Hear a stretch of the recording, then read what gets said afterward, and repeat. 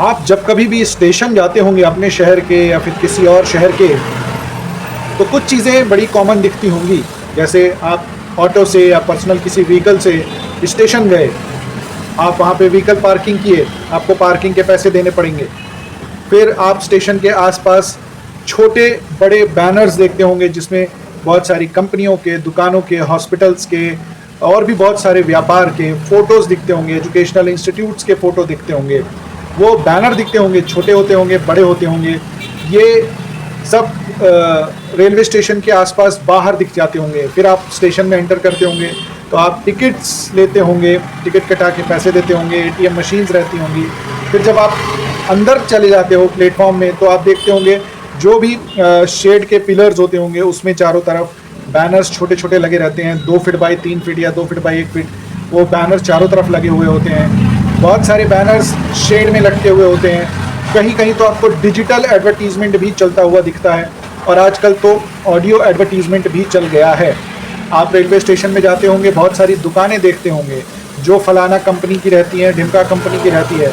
ये सारी company lease पे लेती हैं, ये ठेका दिया जाता है इन कंपनियों को कि आप स्टेशन में चाय, नाश्ता, समोसा, पकौड़ी या फिर पानी, ये सारी चीज़ें बेचें। उसके बाद बहुत सारे आर्टिफैक्ट्स भी होते हैं। आजकल तो एक ट्रेन एक स्टेशन एक उत्पाद जैसी चीज़ भी आ गई है। हमारे शहर शहडोल में हल्दी बेसिकली उत्पाद है, वहाँ पे भी ऐसी दुकान है तो हल्दी की बहुत सारी वैरायटीज़ रखी हुई हैं। वहाँ पे कुछ क्राफ्ट्स की चीज़ें भी होती हैं, आर्टिफैक्ट्स भी होते हैं, ये सारी चीज़ें होती हैं। तो ये सारी चीज़ें हैं और ये पूरी कमाई का तरीका होते हैं रेलवे के।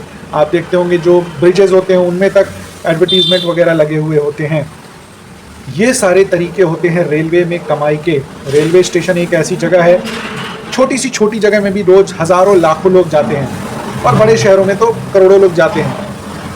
करोड़ों लोग ट्रैवल करते हैं। जब उनके सामने ये सारी चीज़ें आती हैं तो दिमाग में जाता है। एडवर्टीज़मेंट का मतलब ही यही रहता है कि आपको दिख जाए और आप उसको यूज़ करो। उसके लिए ये सारी चीज़ें रेलवे स्टेशन वगैरह में लगाई जाती हैं। ये एक बड़ा ज़रिया है रेलवे की आय का और इसको लेके बहुत बड़े बड़े नंबर्स रेलवे ने रिलीज़ किए हैं ईयर 24-25 में। हालांकि 5 साल का ये कैलकुलेशन का रहता है इनका, लेकिन 2024-25 में रेलवे ने बहुत बड़े नंबर्स रिलीज़ किए हैं देश में कई स्टेशनों को लेके। उनके ग्रेडिंग भी है।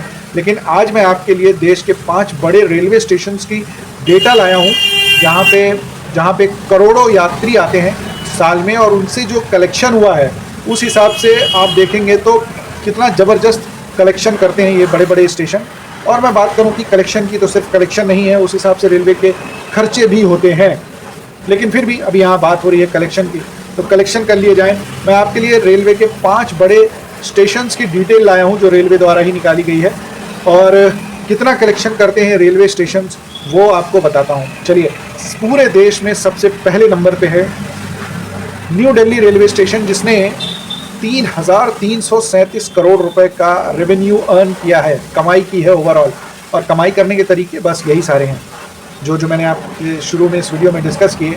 पूरे तरीके यही सारे हैं जिससे न्यू दिल्ली रेलवे स्टेशन ने 3,337 करोड़ रुपए अर्न किए हैं।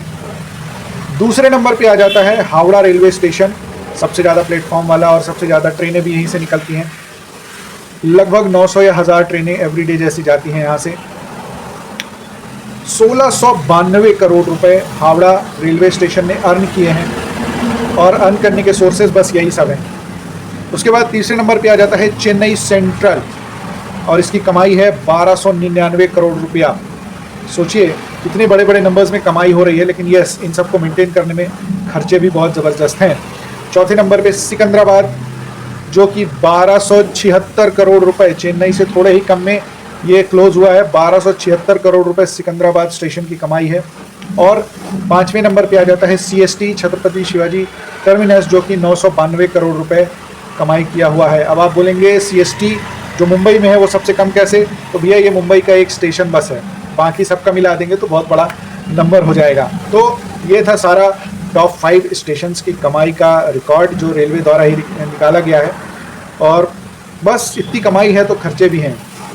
अगर आपको ये वीडियो अच्छा लगा हो और आप इसको YouTube में देख रहे हो तो चैनल को ज़रूर सब्सक्राइब कीजिएगा, और Facebook पे देख रहे हैं तो इस पेज को ज़रूर लाइक कीजिएगा।